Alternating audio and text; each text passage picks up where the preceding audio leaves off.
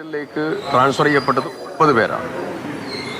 മിംസിൽ at present 4 patients ഉണ്ട്. അതിൽ 2 പേഷ്യൻസും വെന്റിലേറ്ററിലാണ്. അപ്പോൾ ഇത്രയും ഗുരുതരമായിട്ടുള്ള സാഹചര്യത്തിലൂടെ കുറേ പേഷ്യൻസ് പരിസരത്തുള്ളതായിരിക്കുന്ന പല ആശുപത്രികളിലുമായിട്ട് ഇവരുടെ ചികിത്സയ്ക്ക് ഉത്തരവാദിത്തം സർക്കാർ സാമ്പത്തികമായ സഹായം നൽകണം എന്നുള്ളതാണ് ഏറ്റവും പ്രധാനപ്പെട്ട ആവശ്യമായിട്ടുള്ള ഒരു ഘടകം. അത് ഇപ്പം തന്നെ ബഹുമാനപ്പെട്ട മന്ത്രിയും ഗവൺമെൻറ്റും ഉടനെ ഇടപെട്ട് ജില്ലാ ഭരണകൂടത്തിന് അതിൻ്റെ നടപടിക്രമങ്ങൾ നീക്കാൻ വേണ്ടിയിട്ടുള്ള നിർദ്ദേശം കൊടുക്കണം. അടിയന്തര സാഹചര്യത്തിൽ എല്ലാവരുടെയും ചികിത്സ സമ്പൂർണ്ണമായി സർക്കാർ ഉത്തരവാദിത്വത്തിൽ നടപ്പിലാക്കി കൊടുക്കാനുള്ള നടപടികൾ സ്വീകരിക്കണം. ഇതിൽ പല പേഷ്യൻസ് ഇപ്പം വെന്റിലേറ്റർ പേഷ്യൻറ്റിന് ഒരു ദിവസം ചിലവാകുന്ന തുക, ഈ മരുന്നുകൾക്ക് ചിലവാകുന്ന തുക, ഈ സാധാരണക്കാരനെ സംബന്ധിച്ച് സർക്കാർ മെഡിക്കൽ കോളേജ് ആശ്രയിക്കുന്നത് മെച്ചപ്പെട്ട ചികിത്സയും അവർക്ക് സൗജന്യമായി മെച്ചപ്പെട്ട ചികിത്സ ലഭ്യമാകണം എന്നുള്ളത് കൊണ്ടാണ്. അത് ലഭ്യമാകാതെ സ്വകാര്യ ആശുപത്രിയിലേക്ക് തീപിടുത്തം മുഖാന്തരം പോകേണ്ടി വരുന്നതായ സാഹചര്യം അതീവ ഗൗരവതരമാണ്. അതുകൊണ്ട് തന്നെ ഇതിൻ്റെ ഉത്തരവാദിത്തം സർക്കാരിനാണ്. അതുകൊണ്ട് തന്നെ ഇതിൻ്റെ സാമ്പത്തികമായ ബാധ്യത സമ്പൂർണ്ണമായി സർക്കാർ ഏറ്റെടുക്കണം. അതിൻ്റെ നിർദ്ദേശം ഇതുവരെയും ആശുപത്രികൾക്ക് നൽകിയില്ല എന്നുള്ളത് ഒരു ഗുരുതരമായിട്ടുള്ള വീഴ്ചയാണ്. സർക്കാർ ആ കാര്യത്തിൽ ഉടനടി ആക്ട് ചെയ്യണം എന്നതാണ് ഒരു കാര്യം പറയാനുള്ളത്. രണ്ടാമത്തെ പ്രധാനപ്പെട്ട വിഷയം, ഇതുമായി ബന്ധപ്പെട്ടുകൊണ്ട് കോഴിക്കോട് മെഡിക്കൽ കോളേജ് ആശുപത്രിയിൽ നിരവധിയായ കെട്ടിടങ്ങൾ, നിരവധി എക്യുപ്മെൻസുകൾ, അതും ടെക്നിക്കലി വളരെ സീരിയസ് ആയിട്ടുള്ള വില കൂടിയതായിട്ടുള്ള നിരവധിയായിട്ടുള്ള എക്യുപ്മെൻറ്റുകൾ, നിരവധി കെട്ടിടങ്ങൾ, ഇതെല്ലാം പ്രവർത്തിക്കുന്നതായ ആശുപത്രി, കോളേജുകൾ, അതുപോലെ നേഴ്സിംഗ്, പാരാമെഡിക്കൽ തുടങ്ങി വിവിധങ്ങളായിട്ടുള്ള സ്ഥാപനങ്ങൾ മുഴുവൻ പ്രവർത്തിക്കുന്നതായ നിരവധി കെട്ടിടങ്ങളുള്ളതായിരിക്കുന്ന ഈ സമുച്ചയത്തിൽ ഇതുവരെ ഒരു ഫയർ സ്റ്റേഷൻ സ്ഥാപിക്കാനുള്ളതായ സ്ഥലം നൽകാൻ ഇതുവരെ മെഡിക്കൽ കോളേജ് ഇതുവരെ തയ്യാറായിട്ടില്ല. അതിൽ ഗുരുതരമായിട്ടുള്ള വീഴ്ചയാണ്. ഇത് നേരത്തെ ഇതിൻ്റെ റിക്വസ്റ്റ് ഇവിടെ വന്നതാണ്. സർക്കാർ തലത്തിലേക്ക് ഇതിൻ്റെ കാര്യങ്ങൾ പോയിട്ടുള്ളതാണ്. ഒരു 20 സെൻറ്റ് സ്ഥലം കൊടുത്തിരുന്നുവെങ്കിൽ ഇവിടെ തന്നെ ഫയർ സ്റ്റേഷൻ ഉണ്ടാകുമായിരുന്നു. ഒരു ഫയർ സ്റ്റേഷൻ ഇത്രയും സെൻസിറ്റീവായിട്ടുള്ള ഒരു സ്ഥലത്ത്, അപകടങ്ങൾ പ്രതീക്ഷിക്കേണ്ടതായിരിക്കുന്ന സ്ഥലത്ത്, ഇതോ ഇതിലേറെയോ ഇതിൽ ചെറുതോ ആയിട്ടുള്ള അപകടങ്ങൾ പ്രതീക്ഷിക്കേണ്ട സ്ഥലത്ത് ഒരു ഫയർ സ്റ്റേഷന് യഥേഷ്ട സ്ഥലമുണ്ടല്ലോ. ഒരു 20 സെൻറ്റ് സ്ഥലം കൊടുക്കാനുള്ള നടപടി സ്വീകരിക്കാതിരുന്നത് ഈ സാഹചര്യത്തിൽ പ്രത്യേകം എടുത്തു പറയേണ്ട ഒന്നാണ്. മറ്റൊരു പ്രധാനപ്പെട്ട കാര്യം, ഏത് പ്രൈവറ്റ് മെഡിക്കൽ കോളേജ് ആണെങ്കിലും സർക്കാർ മെഡിക്കൽ കോളേജ് ആണെങ്കിലും അവിടെ ഫയർ ആൻഡ് സേഫ്റ്റിയുടെ ഡിപ്പാർട്ട്മെന്റ് ഉണ്ടാകും. നിർഭാഗ്യവശാൽ ഫയർ ആൻഡ് സേഫ്റ്റിയുടെ ഒരു ഫയർ ടെക്നീഷ്യൻ മെഡിക്കൽ കോളേജിൽ നിലവിൽ സ്ഥിരം പോലുമില്ലാത്തതായ ഒരു സ്ഥാപനമാണ് മെഡിക്കൽ കോളേജ് എന്നാണ് എനിക്കറിയാൻ സാധിച്ചത്. മാത്രമല്ല, ഈ ഫയർ ആൻഡ് സേഫ്റ്റി ടെക്നീഷ്യൻ അദ്ദേഹം HDS മുഖാന്തരം ഉണ്ടായിരുന്നു. പിന്നെ അദ്ദേഹം ലീവിൽ പോയി. പിന്നെ അദ്ദേഹം വരാതെയായി.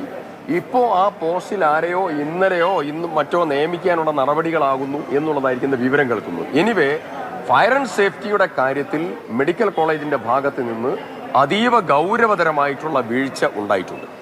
ആ വീഴ്ച സെപ്പറേറ്റ് അന്വേഷണത്തിന് വിധേയമാക്കണം. ഇതിൽ ഏറ്റവും പ്രധാനപ്പെട്ട നെഗ്ലിജൻസ് വന്നിരിക്കുന്നത് മെഡിക്കൽ കോളേജിൻ്റെ ഭാഗത്തു നിന്നും ആരോഗ്യ വകുപ്പിൻ്റെ ഭാഗത്തു നിന്നുമാണ്. ആ കാര്യം ഗൗരവത്തോടു കൂടി അന്വേഷണ വിധേയമാക്കണം.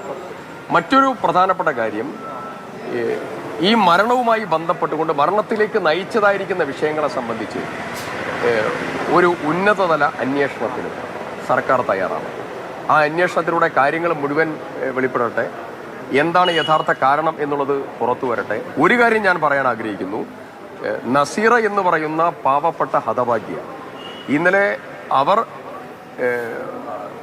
എമർജൻസി ഡിപ്പാർട്ട്മെൻറ്റിൽ കിടക്കുമ്പോൾ അവർ ജ്യൂസ് അടക്കം കുടിച്ച് പിക്കപ്പായി വരുന്നു എന്നുള്ളതായിരുന്നു അവരുടെ കുടുംബം ഇന്നലെ എന്നോട് പറഞ്ഞ പ്രധാനപ്പെട്ട കാര്യം. മാധ്യമപ്രവർത്തകരോടും അവർ സംസാരിച്ചിട്ടുണ്ട്. അതിനുശേഷമാണ് ഈ അപകടം നടന്നത്. ഈ അപകടത്തിലാണ് അവർ മരണപ്പെട്ടത്.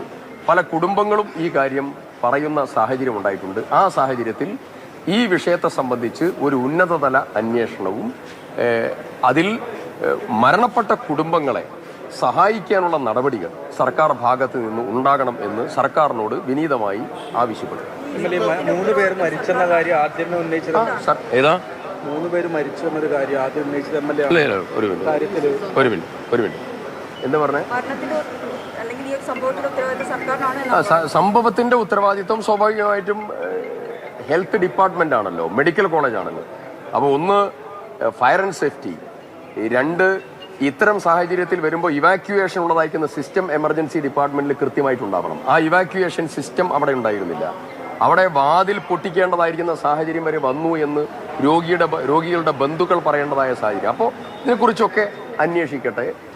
അന്വേഷിച്ച് ഇനിയൊരു അപകടം വരാത്ത രീതിയിൽ കോഴിക്കോട് മെഡിക്കൽ കോളേജിനെ ശക്തമായി, കോഴിക്കോട് മെഡിക്കൽ കോളേജ് മാത്രമല്ല കേരളത്തിലെ മെഡിക്കൽ കോളേജുകളെ ശക്തമായി സംരക്ഷിക്കാനുള്ള ഒരു നടപടി ഈ അപകടത്തെ തുടർന്ന് ഉണ്ടാകണം എന്നതായിരിക്കുന്ന പൊതു താല്പര്യമാണ് മുമ്പിൽ വെക്കുന്നത്.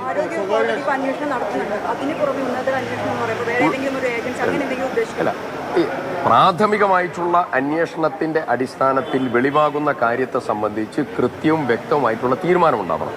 ഇപ്പോൾ സർക്കാർ പ്രഖ്യാപിച്ചിരിക്കുന്ന അന്വേഷണ സംവിധാനം, അതിൽ പോലീസ്, ഫയർ ആൻഡ് സേഫ്റ്റി, പിന്നെ അതുപോലെ ഇലക്ട്രിക്കൽ, അങ്ങനെ തുടങ്ങിയ എല്ലാ കാര്യങ്ങളും, മെഡിക്കൽ പിന്നെ കാര്യങ്ങൾ തുടങ്ങിയതായ ഗുരുതരമായ കാര്യങ്ങൾ മുഴുവൻ എടുത്ത് അനലൈസ് ചെയ്യാൻ പറ്റുന്നതായിരിക്കുന്ന ടീമിനെ വെച്ചുകൊണ്ടുള്ള ഒരു അന്വേഷണമാണ് ഏറ്റവും ഉചിതം.